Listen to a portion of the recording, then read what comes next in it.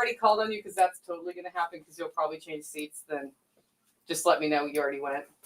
In fact, if you don't want to be called on for whatever reason, you could just lie to me and say, but you could also fess up. I don't want to do it. I don't want to be called on, Nicole. We have an example of very clear communication and honesty, and I like it. So, go. All right, guys. Thank you for being here. My name is Patrick Rorman of MT Knives, as she just said, maybe. But so we're going to talk about accomplishing goals, and who here has some goals of things that they would like to accomplish? Anything holding you back? Yeah, Jack needs to set better goals, but you know, sometimes we run into things that it don't go so well. Like you think that you communicate it well with somebody about audio, video, and you was wrong. But hey, we're not here now. We didn't get to pray over it.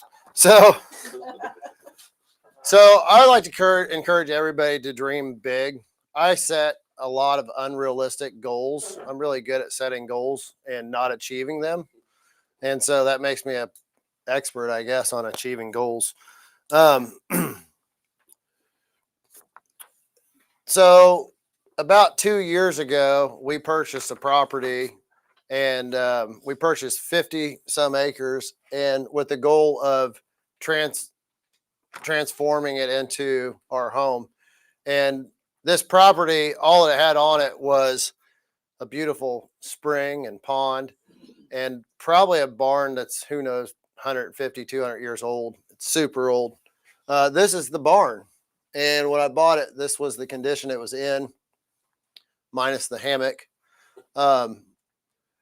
It was full of hay and rat turds and a whole bunch of other stuff. And so this is the outside here. Wow. And when you look at something like this, most people look at it and like, well, that's, you know, a barn, pretty worthless. But when I look at something like this, I see the potential of what it could be. And I look at this building and this foundation that's been there for 100+ years and know that it has stood the test of time. And I see a lot in pictures like this. And it's hard when you have a vision of what you want to achieve to, obviously, like we found out, I'm not good at communicating, but I see these things in my head. I see what this place can be and try to work with people. For the first time in my life, I hired somebody to draw up plans for what I wanted. And communication is hard, especially when I think that I speak pretty clear.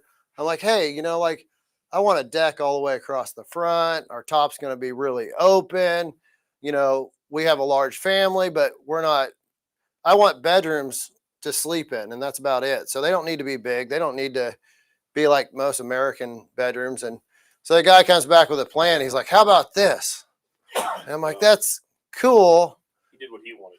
But that's not what I want. Yeah. And so You didn't call Ed. I've talked to a couple of people. Yeah. But I don't communicate well. I'm the problem. So, you know, I mean, we're going to run into problems. And that's the thing is, a lot of times when people run into problems or barricades, they give up. They lose hope.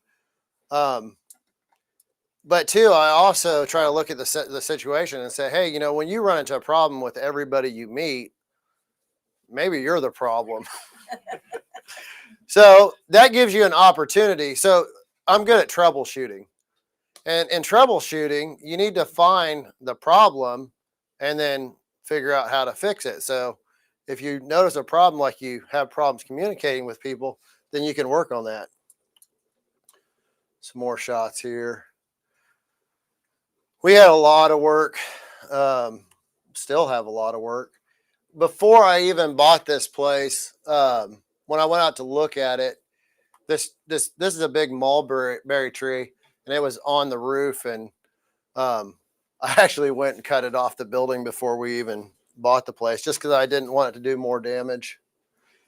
We got the barn all cleaned out, and as you can see, Good bones. awesome, except all of these sloped curves and stuff yeah. make it hard Yeah. to use. Yeah.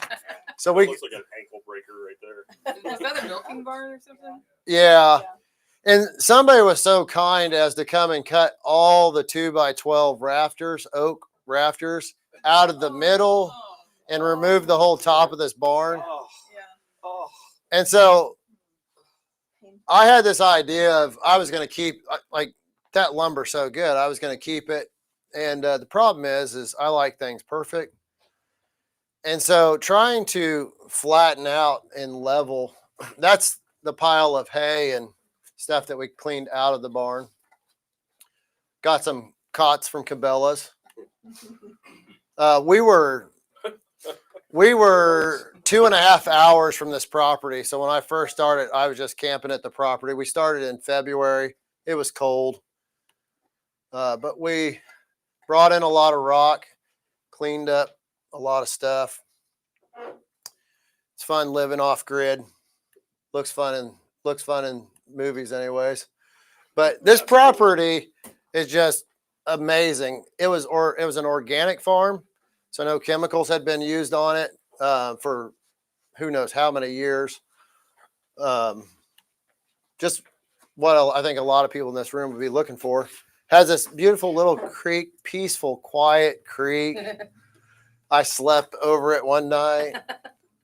So here, I set up a laser and was trying to establish just how bad things were. And you can see it. What I decided to do is the spacing was every 2 foot because it was a barn. And I like things built stout. I don't like a floor that bounces. And so I opted to add a board. And then I had the idea I was going to make a sled and use a router to level out these oak 2x4s. Neat idea. It was a good idea. On this outside here, I nailed up this board to grade so that I could lift up everything. And, you just make a plan and you make some decisions and you start going. This pond is I think it's about a 1/2 acre, spring fed. The spring here feeds into the pond. It comes down and dumps into the creek.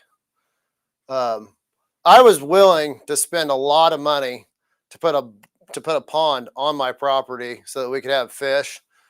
And hey, this one came Pre-ponded. So it didn't take me real long to figure out we weren't going to have a place to really stay, and camping kind of sucks. So I decided to build some cabins, and we threw these up pretty quick, but had some help from some friends, built some trusses. And so we got one cabin done. It was a 12x16. And how many people here, who's the largest family besides mine? Like who grew up with the most siblings or has the most kids? Who's got more than 3? Okay, 4, 5. Mr. Pugliano. How many siblings or children? Well, I got 6 kids. 6 kids. Adults grown. How many bedrooms? How many baths? The most we ever had were The least. the least we ever had were 3, 3. How many bathrooms? 2. How many square foot?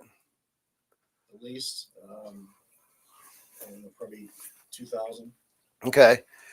So I know where this is going. So if you have goals, Yeah. sometimes you have to make some sacrifices.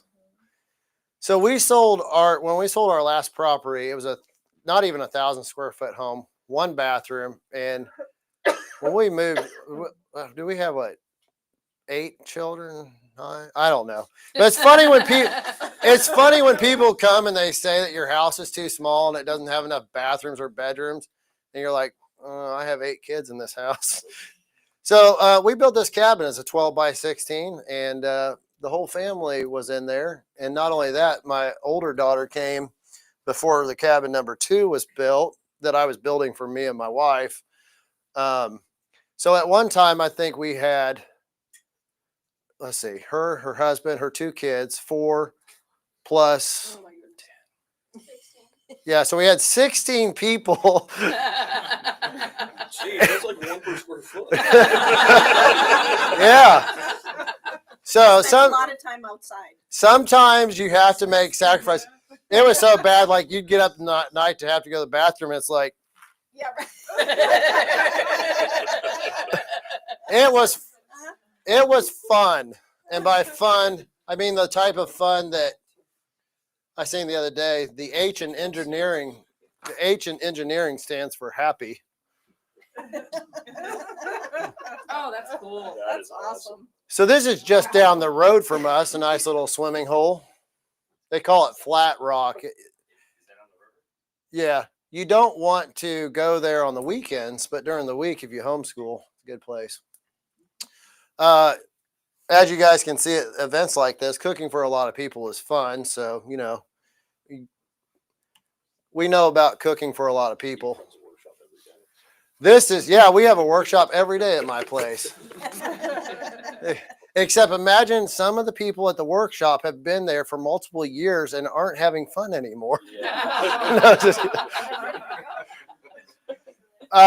So here I've run power to the spring house so that we can, I'm going to have to pump water across this dam, across the creek to the barn. So something interesting too is I have a 25-acre pasture with just grass that I could have built a place on much easier. I framed in a bathroom. That was kind of first priority. And plumbing. So here's our spring house. So water comes up out of the ground here and goes through this trough and into our pond. It's really neat. I put a pump in here and a pressure tank. Got to learn about all that kind of stuff. And because I am not infinitely wealthy, I got to keep, you know, making knives and working with where we're at. Cabin number 2 went up.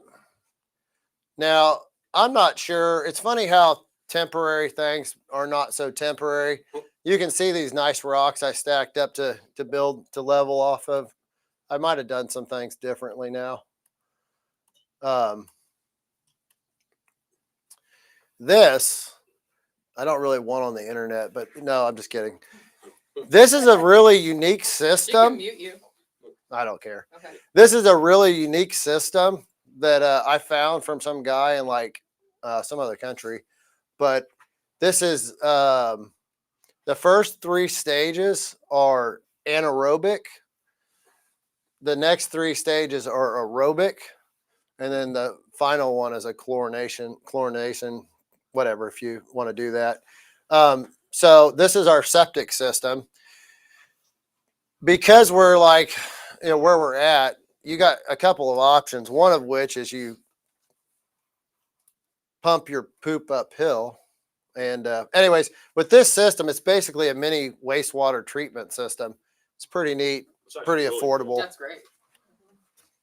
You could do a whole class on that. I could. Yes. Lots of us would be interested in that class. So I acquired a couple deuce and a halves. The problem is they were in Cincinnati, Ohio, and I had to get them back to Missouri. I knew pretty much zero about military vehicles and diesel engines. I guess when these sit, they have the tendency to,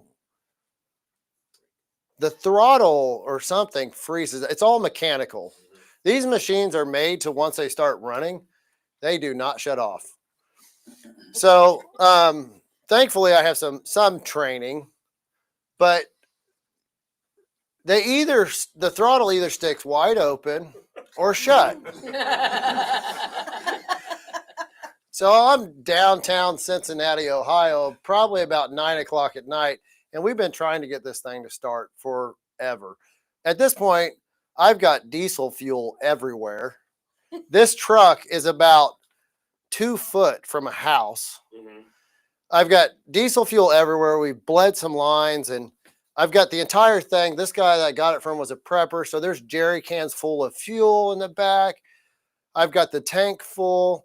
And I'm pressurizing the tank with air because I think maybe the pump in the tank is bad. Anyways, needless to say, we finally get her to fire up. and she fired up quite well. It ran away on you, didn't it? Huh? It ran away on It you. ran away. If you had only known a former Army mechanic, you could have called and asked not to do that. So I've got my son, I've got two of my sons and another gentleman who was helping, two other gentlemen that were helping me. And when that sucker ran away and started screaming, I'm just thinking fuel everywhere by the house, thing's gonna catch on fire. And so I go over to my buddy and I'm yelling at him. I say, get my boys to the street, you know, like get them back. He can't hear me. Sorry. Yeah. Will you set that? She's gonna fix your settings, so that's You not. just All keep right. talking. So I'm like, get my boys to safety. He can't hear anything. So anyways, thankfully they figured it out. And so in my head, I'm doing some problem solving rather quickly as I can. And if I wish I would, sometimes you need to listen to your children or listen to people. Because my son had asked me, so on the truck, there's this knob that pulls out to kill it. Well, on the other deuce, it's labeled stop, you know, or whatever. On this deuce, there's like no indication on the dash. So I have no idea really how to shut this thing down. So I'm doing my troubleshooting. I'm like, okay, fire triangle. What does a fire need to burn? Does everybody know the fire triangle? What are your things? Oxygen, fuel, and heat. Okay. So all I got to do is take away the oxygen or the fuel or the heat. So I went to the exhaust and you know, you got that little flap thing going. Yeah. I'm like, I wonder if I can stop it there. And I shoved up on, do you know how much compression those trucks? Yes, I did. I was pretty, So close. I was so close. You know what you do? What's that? What did you eventually? Oh, no, I didn't do I researched Pull the later. top off the intake. Intake. Flip it around and choke it off. Yeah. That's the thing to do. You're gonna have to get a presentation back up. So. Okay. But you had to I may have try posted. different How'd you things. So- finally get it to shut up? But So give me 1 second. All right. we messed him up. And then it'll stop turning off now, though. Thank you. Full screen. Oh, I see. You guys seen this before? So anyways, it's screaming away. I'm like, I didn't really want to do this, but there was a copper line that ran out of the top of the fuel tank. Oh no. And so I just take my line. I had some Pete's or something. I just took it and I crimped it, or you know, and so the truck speeds up some more. It was like, whoa! I'm like, that makes no sense. So I ripped the fuel line in half. Yeah. I'm like, that's gotta fix it. Well, I think what was happening is it was getting too much fuel, and so when I crimped it, it leaned out. It was like, whoa! Yeah. And praise the Lord, that thing didn't blow up because it could have destroyed the whole engine. But so yeah, that was fun. I'm good at accomplishing things. I got it running. You were close on how to shut it down. Yeah. You were so close. Yeah. Good. It's a lot easier. Yeah. It's a lot easier to kill it. Yeah. Fuel or air going in. So yeah, we got it running. And me still not really knowing anything about these trucks. I was trying to shift gears and I thought maybe it was in low because this truck's got low and it's got high and it's got these gears. I realized there's another lever on the ground and it didn't have a writing on it either. And I messed with it a little bit. Jack knows where this is going. And so when we get to the gas station to get some fuel, that's a steel cabled winch. It had kind of gotten tangled up. So that lever that I was playing with was the winch. And I was paying it out and paying it in and making a big old mess. It's like playing with a great big bait caster. And this is just not any kind of winch. It's run by the PTO. Yeah. I don't know about you guys, but PTOs, I don't know how much you know about that, but like basically they're not stopping. So So they put in this shear pin.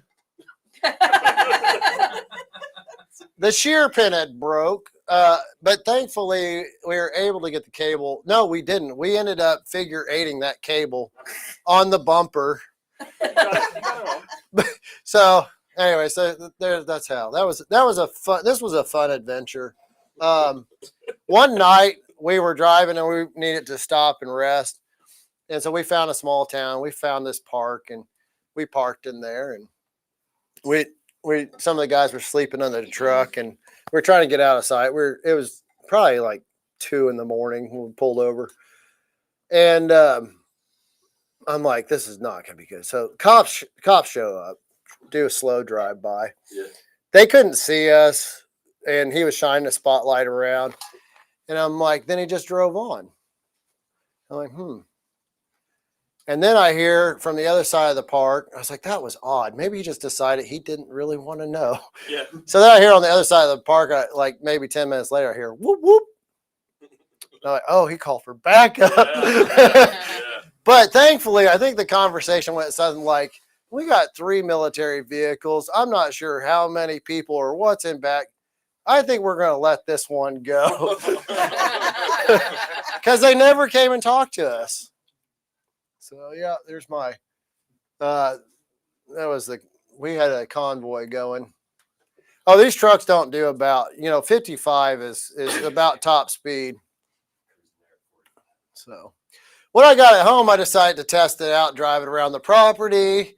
I ran over something and I was like, do I just go ahead and go on over it, or do I get out and see what's going on? This was a tree stump that I'd run over, and my fuel tank's right here. And so if I had decided to forge on through, might have been bad. So my hand's a little bit muddy from locking in the differentials. So this has been quite the adventure, though. I got a force multiplier.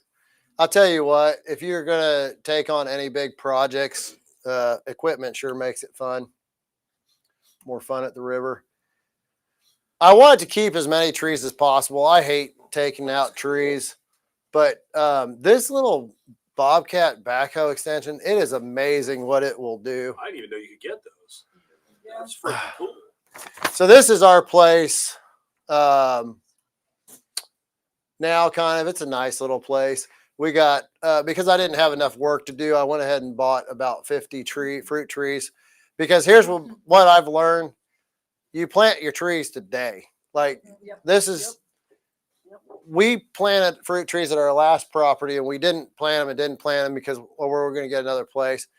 When we sold our place was the first year we were starting to get fruit. So we learned this time and went ahead and got them in. Plant them today for 5 years down the road. Good gates make, I Can want you it. tell the redneck that? Yeah. Gates are your friends.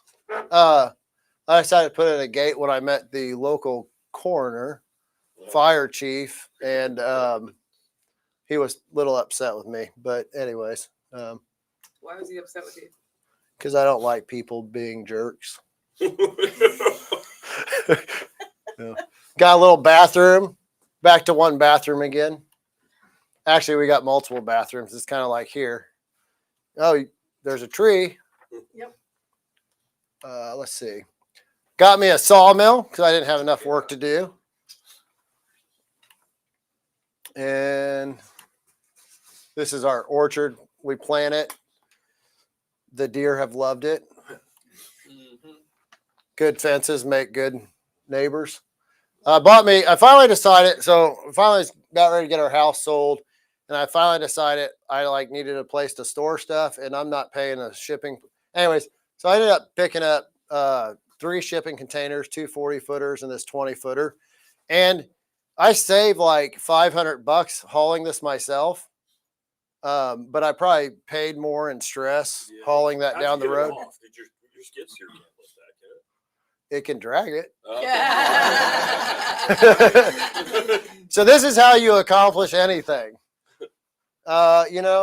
Sometimes there's always a way to do things. So unpacked my shop. I like putting kids to manual labor. We have a lot of rock. I see that. Decided to process some lambs in the midst of things. And so this is most of my family. This is my son-in-law and some of their kids cutting hay. It's nice to finally be able to secure some meat on your own property. I called in some help. I got some help to replace the roof, and I'm glad I did because that was a job that I didn't want to tackle all by myself. Have you guys ever seen frost flowers? Yeah. That is cool. So we put up an army tent for our cows and found out that, you know, when you get good windstorms, you want it tied down good. So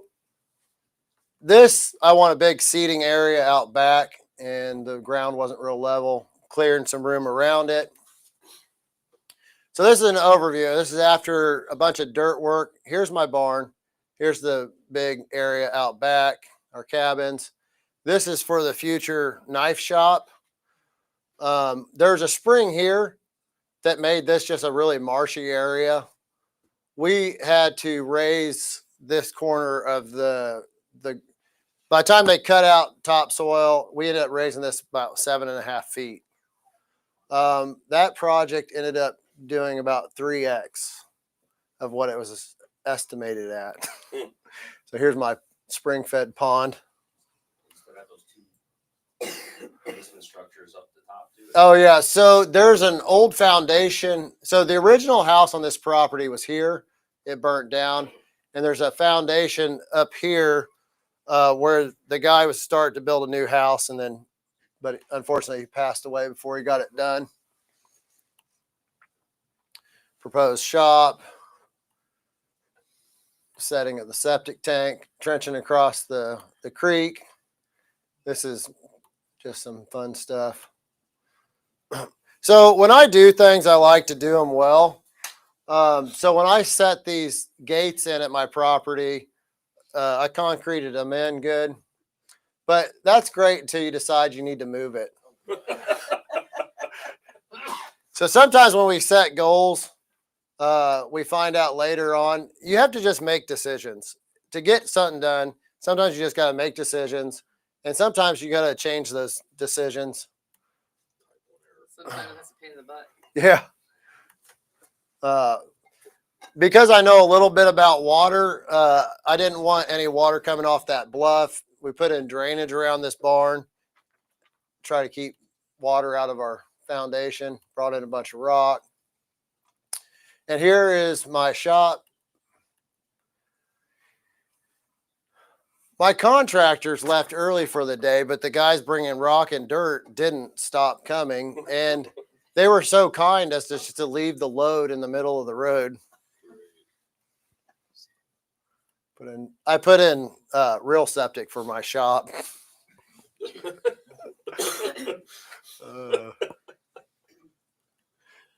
So that's putting in the power for the shop, and then son's catching some fish off the pond.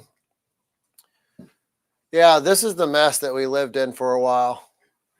It's still messy, but not as messy. Built a high tunnel, and quickly that high tunnel came down, but some plans for the shop. Where are we doing on time? What's that? You still got 15 minutes. Okay. Did it get blown over, the high tunnel? Yeah, I had my high tunnel in, and it stayed up about a month, maybe 2. I anchored, I put in anchors in the ground on the ends, but my ropes that held them down were consistent, and I think it peeled up the middle. And guess what? I don't care how good your anchors are. When you have a umbrella that size, they're coming out. Yeah. So this is digging the footing for the shop. And the right tool for the right job. I did most of this with that backhoe, which is really fun trying to get that on and off the trench. But I ended up renting a backhoe to finish it up. Dump trailer. How much faster would that have been had you just rented the backhoe to begin with? It probably would have been half the time. And but the bad thing was that the backhoe. I ended up renting a backhoe, and rental equipment sucks. Uh-huh. This backhoe, Yeah. the bucket did this. But it wasn't supposed to. No, it's not It wasn't supposed to. articulated. And unfortunately, Floppy bucket. I couldn't tip the whole cab so that I could actually get a straight down to it. So, and what the worst part was is I know how to operate a mini excavator. I did it at work all the time. Well, this one, the controls were backwards. Oh, And I know that the one. muscle memory is just. and it is unbelievable how hard it is to get your mind wired. So I call the rental guy. I'm like, hey, this has been going really slow. These controls are backwards and I need it for another hour or two. He's like, oh, well, you can change it. The knob was broken. And so all that was sticking. Anyway, so I changed it, but it was too late. Yeah. Because I had already rewired my brain, and I'm like, oh. And the thing is, it's only one control. I think it's only like the way the arm goes. It's only like one thing different or two, but it messes with your brain. There's the rental. But yeah. And so I had somebody quote me on a slab, and it was going to be $30,000. It was going to be a mono slab with, get this, a 1 foot deep. It wasn't even a footing. They were going to have 1 foot deep footings that all one pour. Yeah. And I'm like, I want 2 foot deep footings. So I ended up, these are 3 foot wide, 18 inches deep. And I drilled down holes every 8 foot or so, as deep as I could go with my auger. So I've got piers because I don't like things to move.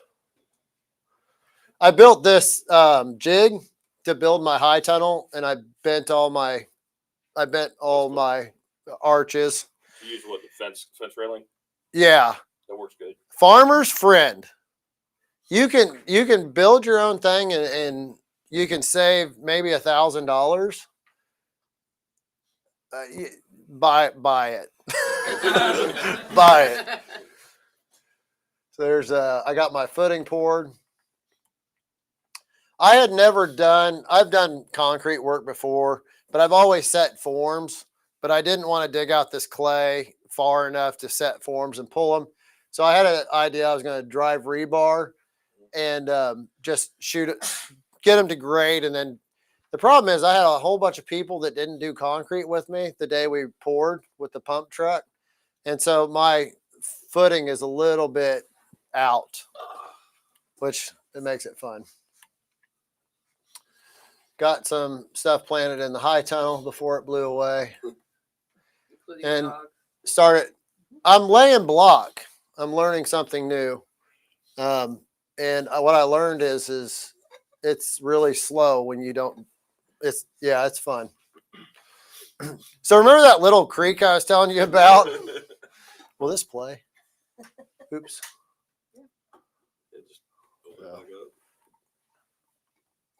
I don't think it's a video. It is a video, but see, it's 17 seconds. Yeah. Why is it play? Right click. Yeah. If that's just a gallery viewer, I probably won't do the video. Yeah. Okay. Open with quick time. So anyways, the river was really going good. I was thankful. I had enough foresight when I shot the laser at this pad. So there's a bridge down at the road that creek goes under. And I've talked to all the locals and they said they've never seen it over that bridge. Well, I've seen it within a foot or two. So I wanted the elevation of my shop to be at least 2 foot over the elevation of that bridge. And so my cabins and the shop are several feet over the bridge. But yeah, it kind of slows you down when you got to clean off your footing. This one. Yeah. Oh man. Oops. So if you guys would like to follow along what I do or what we do, my wife's Instagram is Roar Tribe. She posts a lot of what her and the kids are doing. My son carves some spoons. My wife makes some soap. We're trying to build a family business and teaching our children skills that they can work from home and do their own stuff. Then, of course, if you want to follow me, I'm working really hard right now to try to build my subscribers on YouTube. I want to get to 100,000 subscribers by next week. So if you, Everybody, tell your friends. yeah. That's my life. So I really just wanted to talk to you about accomplishing goals. And my wife's got a YouTube channel too, Roar Tribes. And we've got some corgis because we don't have enough stuff to do. So all these little tiny side ventures. If anybody wants some practice running a sawmill, you're more than welcome to come out. I put you to work laying block. We're going to have some work days. Let's see. So I was going to talk about some productivity hacks. And the truth of the matter is people ask me all the time, like, how do you get everything done? And I don't get a lot of things done. And I've tried different productivity hacks. And what I find is you can work on your weaknesses and certain things will help. But a lot of these people selling you these courses and stuff, I think are just selling you these courses. It's difficult to change your habits, but you have to just work at the things that you struggle with. I believe that you can accomplish anything. I like to encourage people to dream big. But what I've learned too, after all these years of my life, I'm more patient. Glenn, where's Glenn? Glenn told me 2 years ago, he's like, you can't do all this work yourself. Right? That was good advice. I should listen to Glenn. I'm like, oh yeah, watch me. I thought that the barn would be done by now.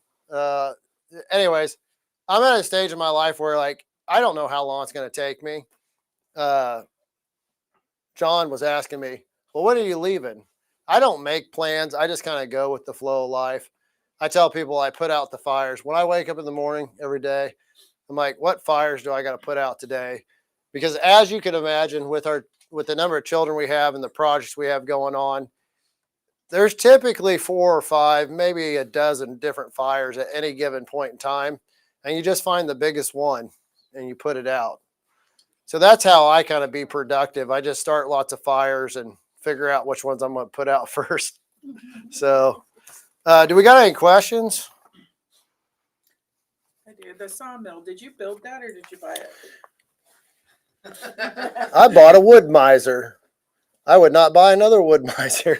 No, Why? it's a good one. Okay, so there's another company and I can't. Is it wood? What is there's another brand and I don't remember the name of it. Timber King maybe, that I think makes a just as good, if not better one. I was disappointed with Wood Miser because I ordered it and it took like 7 months to get. And then when I got it, they got a little bit damaged in shipping. I was disenchanted with the experience. But I would buy a Wood Miser, but I think if I had to go back, I'd probably buy the Timber King or what. I'd have to look and see what the other brand is. I think Wood Miser is a good, reputable brand. It's nothing. It's just, I think that there's some other ones that I would try, but it's fun to use. Okay. Any other questions? If you had the last 2 years to do over 3, it's been 3 years you've been working on this, right? Okay. 2. 2 years. What top 2 things would you approach differently and why? Oh, I don't like that question just because it's easy to say what, well, I was talking to Nicole about this earlier. It's easy to say like what I should have done. You just have to make decisions and you're going to make, I think that's what so many people can't make a decision and you just have to go out and do it. It's like Jack said. Okay. So, about podcasting and everything, you just got to get out there and do it and you're going to suck at it, Yes. And I learned from another knife maker, W.C. Davis. And the guy was so generous with his time. And he said he would help people so many times and say, hey, I want to make a knife. Like, how many times I've heard somebody say, hey, I want to make a knife. And so he would shut down a shop and bring them in and make a knife with them. And they'd go home and never make another knife. And he started saying, if you want to make a knife, go make a knife, bring it to me, and I'll tell you how you can do it better. And it's like Mr. Andy over here says, and he even said it to me, he says, hey, you track what you eat for 2 weeks and send it to me, and I'll help you for free. And nobody does, including me, who I've tracked what I ate for months, you know, like, but it requires effort. It requires doing something. And the thing is when you start doing something, you start figuring out things, you know? And so I've figured out a lot of things. And this is why we pay consultants, right? You pay consultants because they've figured out things and they can help you from making a lot of these mistakes. Some people aren't teachable. Some people have to be tortured and punished and learn the hard ways themselves. So, but a lot of that comes back to, I think I'm a poor communicator, and I've tried to work with people because I know it's a good idea to have a plan when you're building, right? Like, sure, give me a plan. But I know enough that I can do it without a plan. And so I do things the way that I do because I'm just weird. It's like making knives. I freehand grind my knives. A lot of knife makers build jigs so that any monkey can do it. I've tried that, and I find it harder than just doing it. Jigs slow you down. You learn a skill. You can outperform anybody anytime when you have a skill. Like Paul Bunyan, you know, like I think that's what we miss is in a day and age when we can automate everything. It's like the electric car, right? Are electric cars a good idea? I don't know. I don't really think so. When you actually calculate all the costs and everything that's involved, is wind power a good idea? Well, kind of, sure. But when you build these big windmills and we have graveyards of their turbine blades, at some point you got to say, hey, is this really a good idea? Can you imagine aliens looking at us building those things at, like 80 years after we mastered splitting the atom? Yeah. Yeah. Well, and if you want to use wind power, why don't we do it like they did a century ago? Right. You know, wind power is not new. You want to use wind power, put up a clothesline. You're using wind and solar, you know? So, anyways, I like to bite off more than I can chew. I've got a lot. People ask me when are there going to be more knives? I'm trying to build the knife business, trying to build a home, trying to build a shop and raise a family. And I just put out fires. That's what I do. So I don't know if that helps you guys or not, but Nicole wanted me to talk about how I accomplish anything. And I'm just telling you how I did it. Don't learn. You can learn from everybody, some what to do and some what not to do. Do you try to time work with the seasons, or were you just working? I'm a lineman. We work during any season. No, yeah. There's definitely, yes, I wanted my concrete poured in the cool, like they pour concrete all year round, but there's a season for concrete work. I really struggled because I had to get back to making knives. I want it to be laying block right now. And honestly, like I could finish my foundation in a week or two, but I just don't, it's not the biggest fire right now. So when it becomes a bigger fire, I'll put it out. What you should do is figure out what makes you the most money, and then put all your effort into making money and pay somebody else to do the thing. And as long as But that would be me going back to climbing poles. But I'm trying to stop climbing poles. what about that thing around your neck? Yeah. Right. I mean, And so this is the deal. I've been making knives for, I don't know, 14 years. I don't know, however long. And like I said, I'm more patient. Now the Genesis sheaths, I finally, after all these years, have somebody else to outsource that to, and that's freeing up time. And yeah, we're getting there. all I'm saying is if the time you would spend doing the thing that you get no money for, you just think you're saving money. If you could make more money than that with the same amount of time, Yeah. the person doing that thing for you, that's their specialty. That's what they're an expert at. That's their knife grinding, right? That's Yeah. what you can do with a knife. They can do with concrete or a frame. So you're taking that expertise and swapping it for your own. You're actually bartering. You're just using money as the intermediary. Yeah. And you're focused on what you're good at and what you're best at. Yeah. And the reason I'm saying this is my wife recently turned those words on me to get trees cut off my property. I can't argue with you because you're using my own words. Yeah. You do listen. And the good thing is, I was like, you do listen. Yeah. and the good thing is, part of this is a lot of these are opportunities not only for me to learn, but for my children to learn. And it's like, I don't really want to pay somebody to do the block because it's a skill that I want to learn. Yeah. I like to learn new things. I like to do new things. There for a while, I had a new job every 3 months because when I was young and Jack was my foreman and he talked to me mean and hurt my feelings, I'd be like, you know what? I don't like you. I'm going to quit. There was one day I was working a job and the boss left town and left this guy that me and him didn't get along in charge. But I had my own company keys and I was going to work on Fort by myself. And so I show up to work and it was payday. He gave me my check and it was 8 hours short. And so I was like, hey, my paycheck's short. And I'm like, oh, I realized it was Labor Day. I says, the boss said he was going to pay me for Labor Day. He says, well, I didn't get paid for Labor Day. Not my problem. Yeah. But I need paid because I was counting on that. Yeah. And so he's like, I says, call the boss and get it straightened out. I need the money. He says, I'm not bothering him. He's on vacation. He won't be back for 6 weeks. Reached in my pocket. I pulled out the keys. I said, here you go. He's like, what are these? I said, they're your keys. He's like, you can't do that. What do you mean? I'm like, what do you mean? I quit. So I give him the keys. And this is the best part.